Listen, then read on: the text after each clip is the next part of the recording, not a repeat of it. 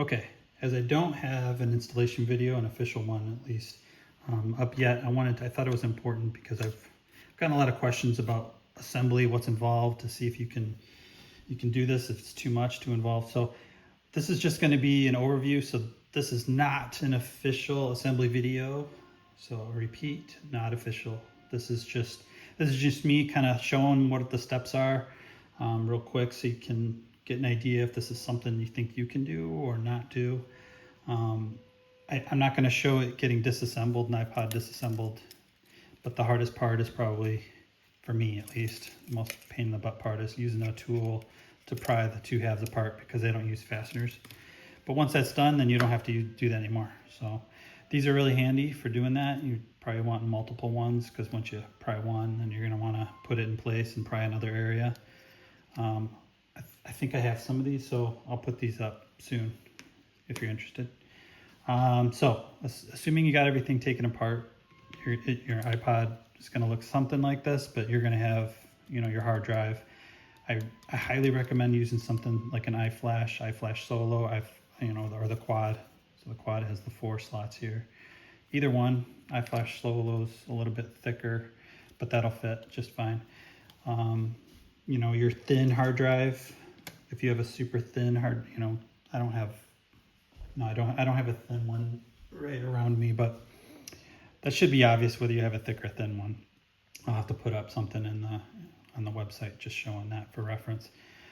But again, iFlash, recommend it.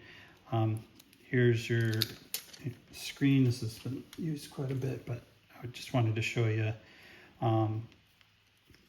Try not to get fingerprints on it. Again, I'm not going to get in the weeds here going into details, but so the first thing I'd probably do though is start with our board here. So it's pretty simple, as long as you just got to make sure you have them in the right way, but when we'll get into those details.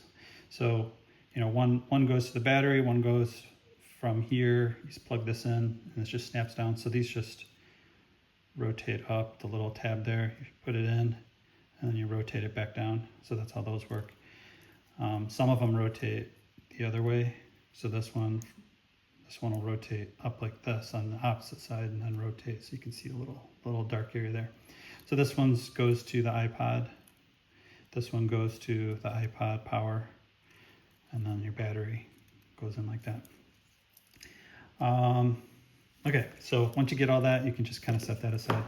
And then you have your front housing. Again, try not to touch your screen, but you put this in here, and then you're gonna have your center button. Fits in there just like that. And if you have a clear protector on your screen, you'd remove that if it's a new screen. You'll know when it's kind of down in. Same with this is down in. And then this, so this is what, it does a couple things. It holds the board down in certain areas, without touching. But it also has a mounting point here. So that mounts the PCB, as I'll show you in a second. I'm just gonna put in a couple here. These are Phillips 3mm long. I think size 2 Phillips drive works pretty well. This is 2.0.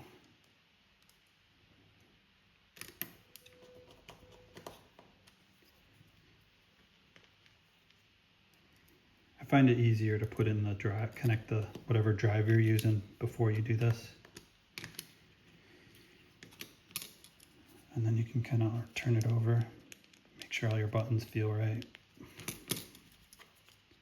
Here, if you had a new screen and you hadn't touched it yet, this is where I probably put that clear piece, the original protector. Maybe put it over that, just because you're handling it more for the assembly process, and just keeps you, because the fingerprints are that's what'll kill you trying to clean it. And then you put on more lint and you try to clean out the lint and the fingerprints are smudging. Not fun. It's not a big deal, it's just not fun. Okay, so now we got to mount this. So this has 2 holes, you'll see 1 hole here, and that just goes on the alignment pin on the housing. And then this other hole is the fastener hole right in the center. So that threaded hole right down there. So when you're putting it in, it'll set down in. You can kind of look and make sure these 2 features that they're kind of centered and they look good. But it should kind of self-center sort of. So put in that fastener. And then now you can connect this to the board. So let's pretend we're going to do that. So you can flip these out of the way. You can connect this to there. It's going to kind of fold over and come under like that. And then this, the power one, I know this flex cable is outdated. We had the traces on the wrong side. So it's going to connect down here to your power. And this is where one of the advantages is I made this a lot thinner so that the connector sticks up so you can have better access. Because before you're kind of digging down into the housing to try to get it out, and that's where connectors were getting broken. So hoping that helps remedy that. And then the battery, oh, actually we'll go, okay, let's pretend those are all connected, those 2 flex cables. Just put that down, and then the battery, kind of train your the little flex cables to lay down. But that's how everything will go together. So there's a little bit of room in there. If you find that something's rattling around too much, maybe you have the quad in there and this battery and you feel it, you might want to put some foam. You can put foam. That's one of the reasons why I made this, black area here to protect from if you want to hide some things. But I would just recommend if you're putting foam to put it so it's pressing on some of these metal areas and not on this area here, because then you're just going to have this big sandwich just constantly pushing out. It can take a lot. This 3M adhesive is really good, but if you got heat and it's just constantly pushing, it'll eventually start to peel out, most likely. So the battery, it's a tight fit this way on here more than anything. And to put on the rear housing, I put on the glass already. Maybe you hadn't done that yet, but there is this little button. So this button is the button for the Bluetooth. So that's that on the board.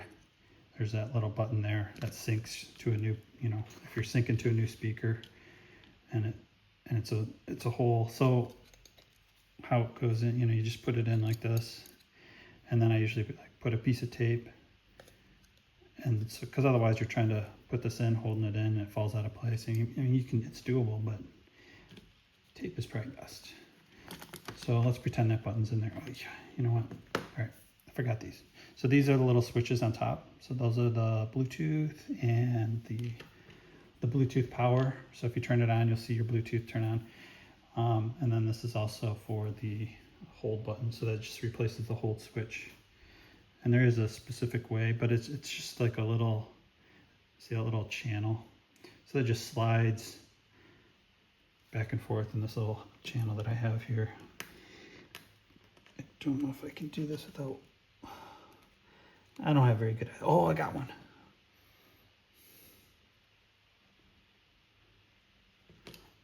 This isn't difficult, it's just, I can't see. I'm kind of doing it, it's like,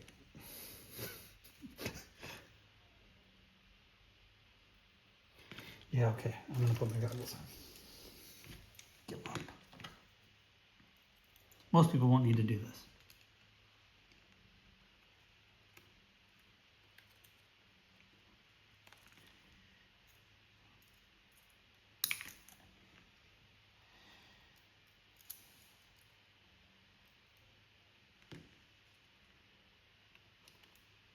Okay. So it's just kind of sitting there. So when you're putting this on, just watch, keep an eye on those. It should kind of stay in place for the most part. I'll show you.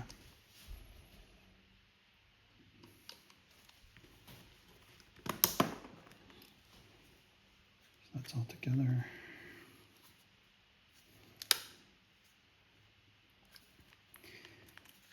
And so if you didn't have your glass, now's when you put on your glass. And then, you know, I have these hex fasteners. Fasten that all together. So also, you know, a couple other things I was thinking of is, so I have a, you know, I made these carbon fiber ones, so they're super expensive, this carbon fiber. It still surprisingly works. It charges, you know, I put a charge coil in here, it's still charged. And you can see you can put a little magnetic thing there, but you know, these are like 25, or I mean, they would have to be, I'd have to sell them for like 25, 30 bucks because they're just crazy. But let me know, what do you think? Is that something you'd be interested in? The only thing is they do scratch, kind of, you know, if you're really, you're gonna have little micro scratches, I think. But it's just, it does look really cool. And then, you know, I think this might be titanium, but I was thinking a metal one with maybe some sort of nice pattern or something in the back is possible. In the rear, front's a different story because I'd have to have a new glass made. I might do that too, but you know, I wanted to get this out, see what people thought. Tell me what you think. I'm gonna, you know, the whole point of this is so you know, if you didn't like this glass, you could swap it out in the future. You know, hey, I want a carbon fiber back, and this can, with some heat and pressure, you can push this out. Oh, I kind of wanted to touch on a couple of things also. So now's the time when you're at this stage, right? If you could just put it together, you could put in, as I said, a charge coil. You know, there's lots of them on the market right now, but this one, I like this one because it's really big. So you can put a charge coil, and then you can also put, one thing is for the click wheel. So if you install it like this, you won't have a click wheel sound. You won't have that clicking. But you can use, I just put in a little speaker. You know, like I have speakers on my website right now, like from a Game Boy Advance or a Game Boy Color. Put that in there, and it works. You know, if you want that audible click, if you just want the vibration, like a Taptic engine, you can do that too. I mean, I find that pretty difficult to solder, but you know, there's space for it. It's between this and this, so you'd either, you know, stick it on here and then wire it.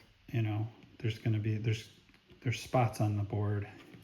They might actually be on the other side, but there's some solder points on here on the board, so you can just easily, you know, wire it in. Know where those go. Again, I'll put that in the official assembly guide. But for now, oh, and of course, this probably has a ton of fingerprints on it, but this, yep, see, this is the last thing I'd probably do. Just put that on. So hope that helps.